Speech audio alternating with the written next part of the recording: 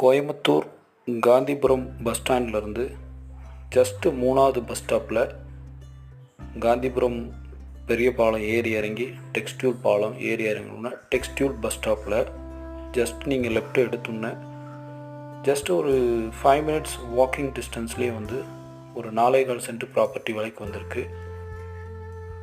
இந்த ப்ராப்பர்ட்டி பார்த்திங்கன்னா complete old building தான். லேண்டோட வேல்யூ தான் இங்கே அதிகம். இந்த ஏரியாவில்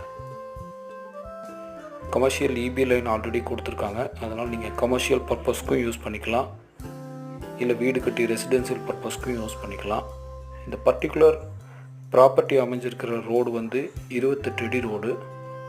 இதில் பெரிய லாரி கூட வரலாம், நோ இஷ்யூ. அந்த எல்லோ கலர் பில்டிங் தான். இந்த எல்லோ கலர் பில்டிங்கில்